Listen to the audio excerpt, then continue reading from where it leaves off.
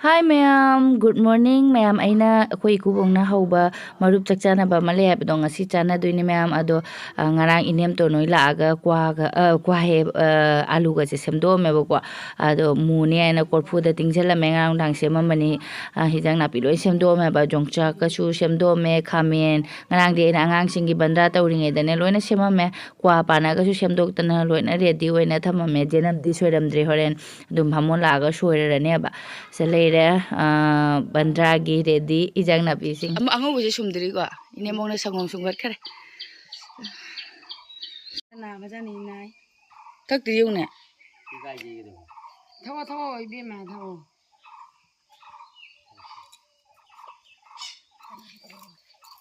mamangi amuk sangom je sum loigra amuk macha je pithe adu matungda amuk amuk sum gare amuk basigi ango basidi sumde ine mok ti jam phajana sum mà tiền thuốc bù đó chắc gì không nè ngắn lúc gì đó tiền thuốc bù cho nè ấy ấy mà chịu mu sẽ cái sum luôn rồi bên anh ngô bông sum cái đó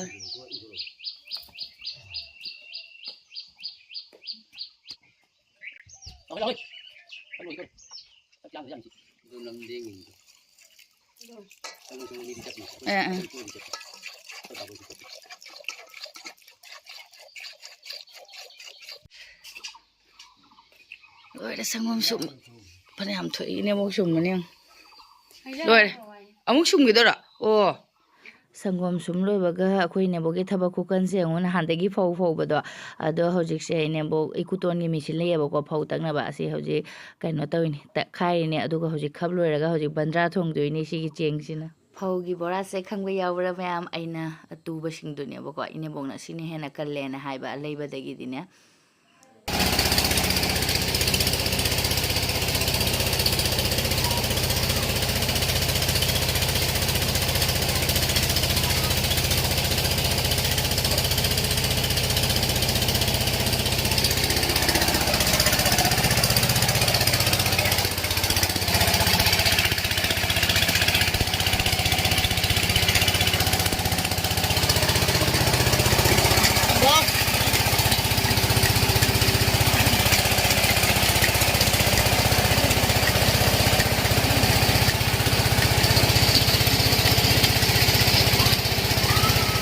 aina chara thongne ba ko ma'am ado marak video se lahoba akhoi ko bok santi seng adoga machine na phau do takpa loirga akhoi ne bo khap kare phau se langna baina cheng jini I mare adoga phau se amuk te mathak ta lag doine aba ine bo khap kare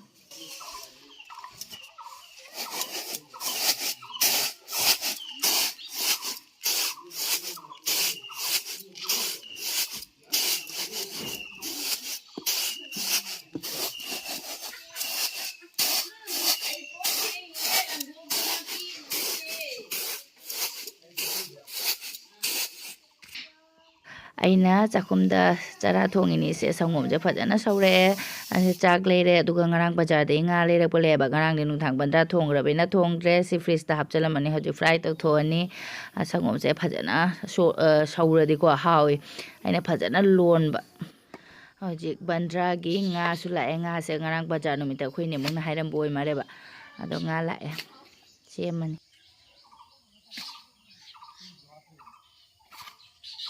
mari ka tangda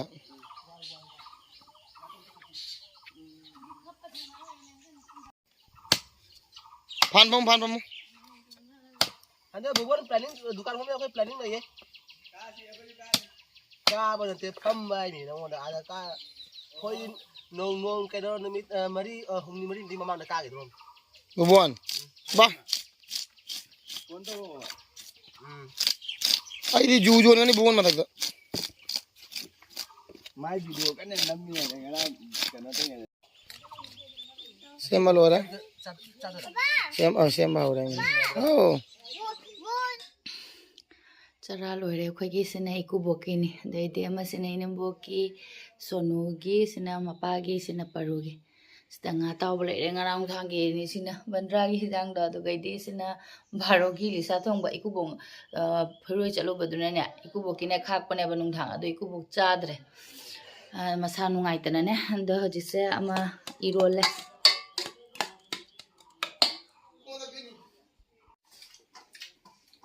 देखा है काका जी मैं छोड़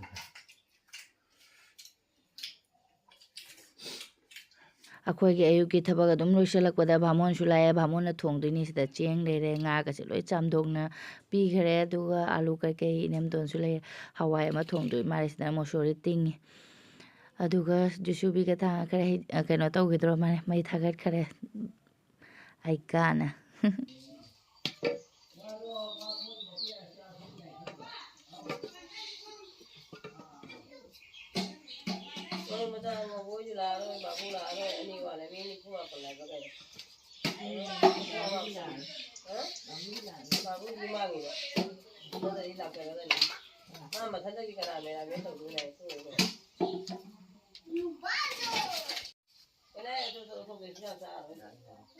soalnya kau malah karo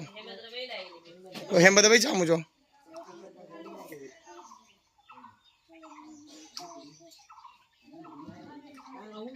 अखोई परुना सुमाइना मई का चुखलक पसिदा हराउ जिउं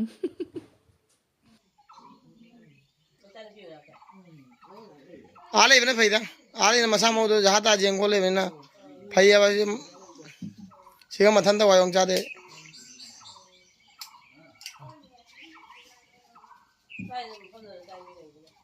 6 mile karim khang pode manguno nei ai khang ine ai ju khang ino ja hai ngamaro ai ju maira ba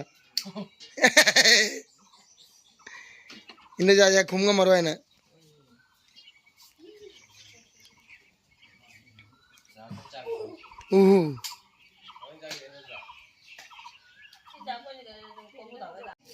ahan balakat pamigi salo laina mari khak temi lafo uba maleba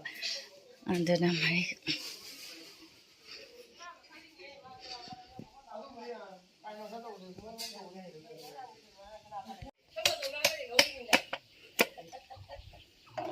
amana khabai semi abe chak ko khaina boy mar hai ma'am hai ro puro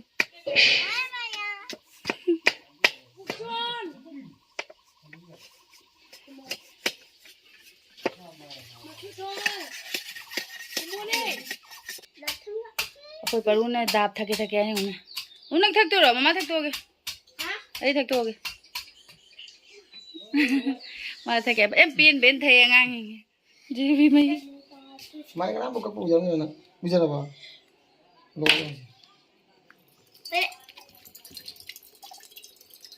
ba đi lần này đuôi cha mấy ông luôn thằng nhau nó có cái này cái đuôi sẽ paru Naik pani. ha naril pani na hangi ne iku bok ka piba do manung de gi phajana thum me ai ni sonu ju thum me bude ju phajana thum me ai thang ning de अब बोले देख तो रहे bi thau thak chao thak dam chan nang ju kha thau na tho नहीं तो thum re paru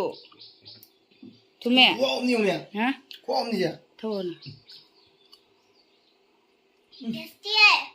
thau ma phi su do ni manung de ka no da jaw rong mani do जो नहीं तुम भी जा malai phajana jaw rong मलाई car है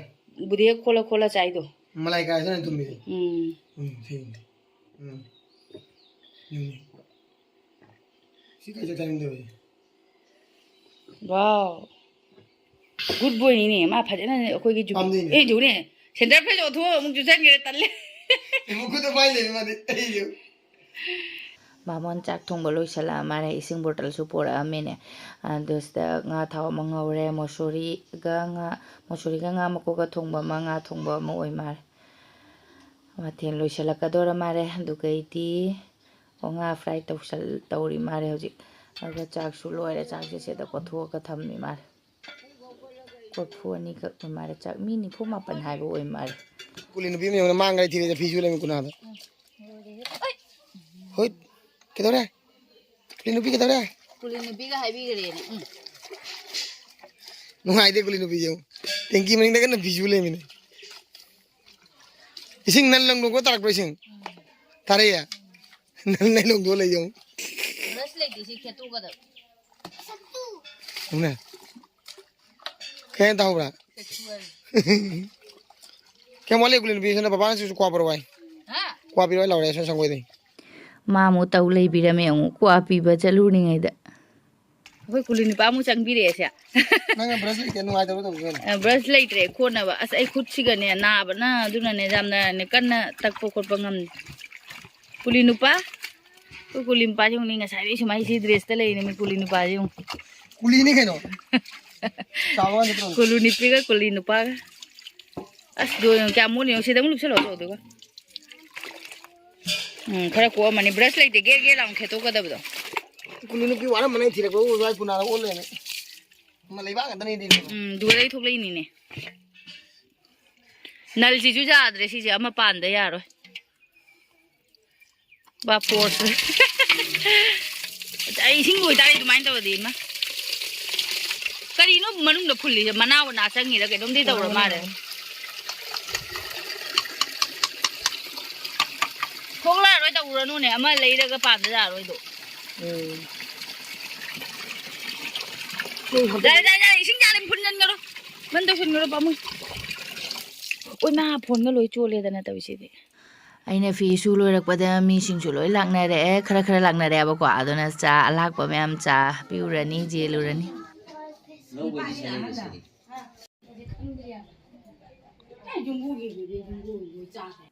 Bamon mathen ga loina loina korfu ga sumang da thang dore cha ka se le re loina khoi ku to no gi sangoi da pijare ba sida mathen le re yo yen na loi khara mare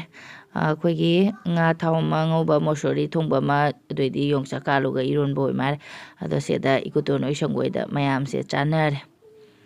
mi ni phuma pan mu hai boi mare langna da ba su khara yaw mare yum mang ba kai ke yaw da ne ado ana ba su yaw mare sidana nupa kanggu nge phamme adu gai somdana nupi kanggu nge phamme nupi na liye nupa na yame akhoi go yong thum awar pa jili ade ayuk ta gi thukatana ne akhoi go bok cha ka cha dre mana du men oina pura bani na ne ye lei yong ma cha de cha ka hojik loina chak cha na loina ra ga hogona re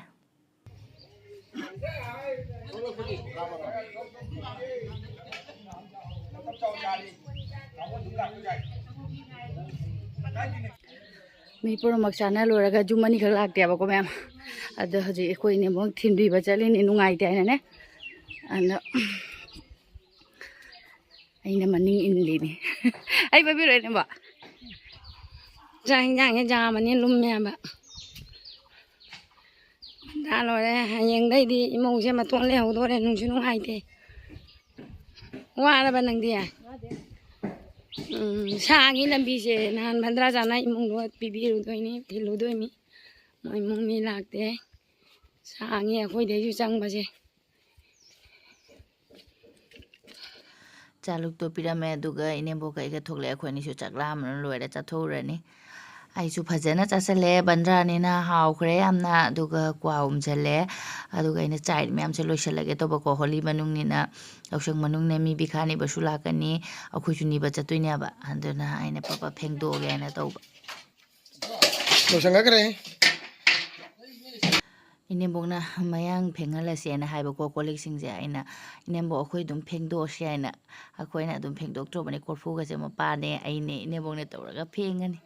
Basa to nang ini. andar ne ko fu ga pheng ga akhoi ne bo korfu phengba hogre korfu ahumga khangani ko ma re khoi ne bo korfu tak khare ateina ama aina ta ani dugai ama ikubok ta ikuboga he akhoi ma pa ta ani khang pheng loi bo ye ko jang ga hai ra bani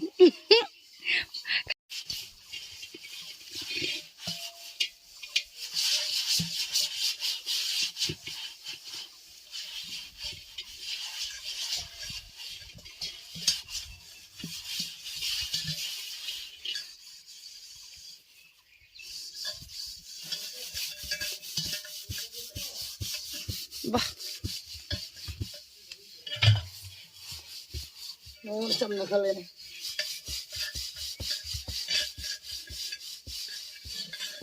Lôi ra khơi cột phút tắc bơ khang cái phiền đục bộ lôi nó lôi ra. Không để chú mà thì ta không để chú khá sai bởi lôi sẽ lấy hồi chú white thì thôi cái mẹ em hồi chú sẽ bị khá ni bagi lôi sẽ luôn đi mua mang một chút là cả.